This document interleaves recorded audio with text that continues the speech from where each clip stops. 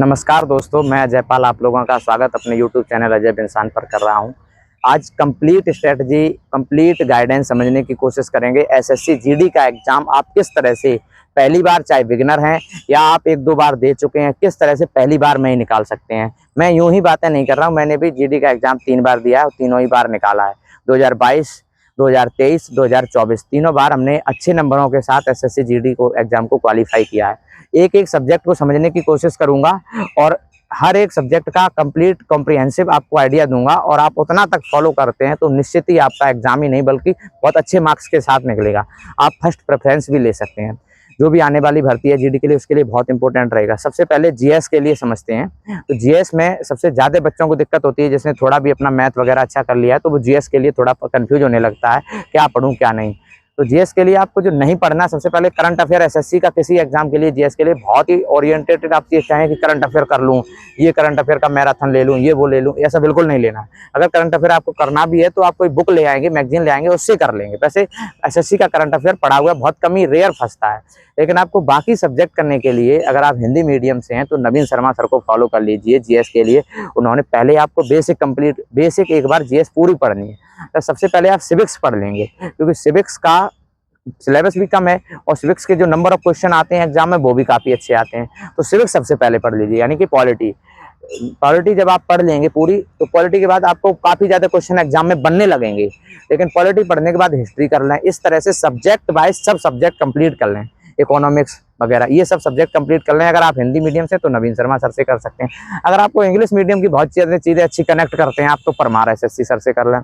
बाकी अगर आपको कोई एक प्रॉपर बैच चाहिए, जिससे कि उसमें कुछ भी नहीं हो, प्रॉपर जीएस स्पेशल बैच चाहिए, तो मैं आपको करियर बिल सजेस्ट करूंगा। करियर बिल पे आप प्रॉपर जीएस का बैच एक बार देखें, अगर आपको अच्छा लगे तो वहां से ले लें। वहां पे हिस्ट्री अभिषेक सुमन सर ने पढ़ाई है, इस तरह से आप वो यहाँ से जीएस कर लेंगे।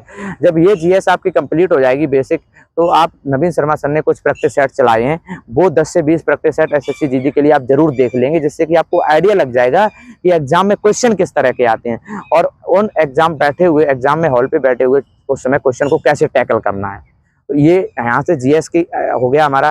फिर मैथ जो सबसे अधिक सरदर्द कर रहा है, अगर आप मैथ में बहुत कमजोर हैं, बहुत ज्यादा कमजोर हैं, मैथ मैथ से आपको डर लगता है, बिल्कुल बेसिक से पढ़ना चाहते हैं, तो अगर आपके आसपास कोई ऑफलाइन इंस्टीट्यूट है तो ऑफलाइन ज्वाइन कर लेंगे। अगर आप ऑफलाइन नहीं, ऑनलाइन ही बहुत ज्यादा बेसिक से सीखना चाह रहे हैं, तो मैं आपको एक प्लेलिस्ट सजेस्ट करूंगा जो यूट्यूब पे ही पड़ी हुई है, 4-5 साल पुरानी है, अंकित भाटी सर ने पढ़ाई है। आप सर्च करेंगे कि मैथ्स बाय अंकित भाटी, तो एक प्लेलिस्ट आएगी 5 साल पुरानी, लगभग उसमें 100 वीडियो होंगे, 4 से 5 साल पुरानी होगी, 100 के वीडियो के आसपास होंगे। उस वीडियो को, उन सभी वीडियो के आप नोट्स के साथ अगर तैयार कर लेंगे तो जीडी के मैथ्स की समस्या खत्म हो जाएगी।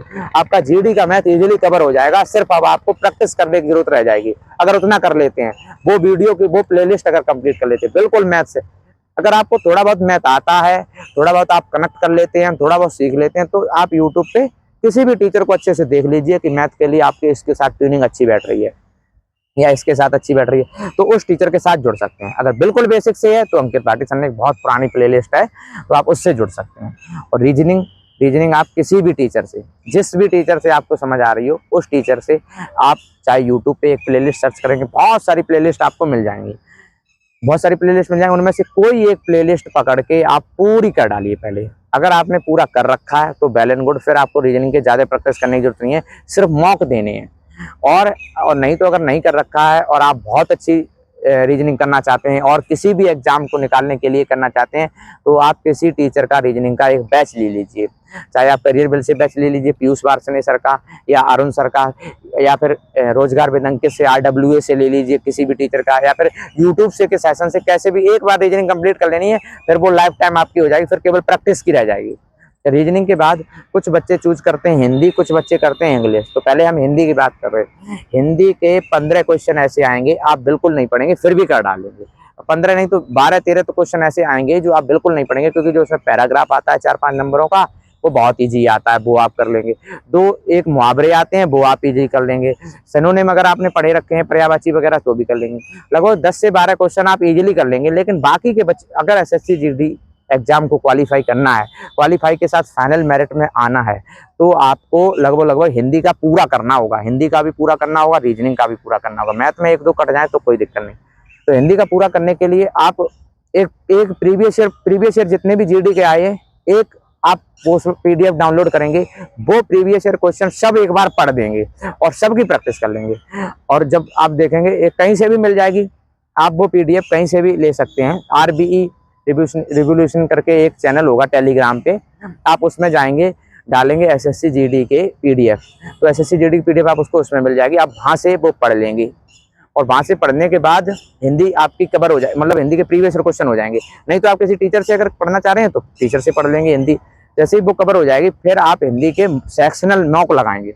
सेक्शनल मॉक लगा दें तो वैसे ही आपका कॉन्फिडेंस आ जाएगा और एक आइडिया लग जाएगा किस तरह से क्वेश्चन बनते हैं। तो हिंदी की तो समस्या खत्म हो गई। अच्छा, जो लोग इंग्लिश के लिए तैयार कर रहे हैं, तो इंग्लिश का तो आपको सिलेबस एक पूरा कंप्लीट एक बैच लेना पड़ेगा। आप किसी का भी बैच लेंगे और अलग से वोकैब भी करनी पड़ेगी। मैं आपको वोकैब के लिए सजेस्ट करूंगा, वोकैब बाई जय सर डालेंगे तो जय सर मिलेंगे आपको। उनकी वोकैब अगर आप करेंगे तो आपका 100% लगभग वोकैब फंस जाएगी।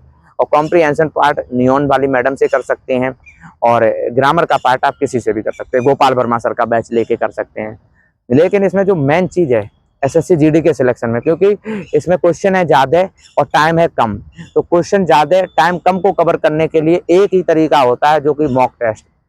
मॉक टेस्ट में भी इसमें कुछ बच्चे शुरू में लगाते होंगे, जब नंबर कम आते होंगे तो डिमोटिवेट हो जाते होंगे। डिमोटिवेट नहीं होना है।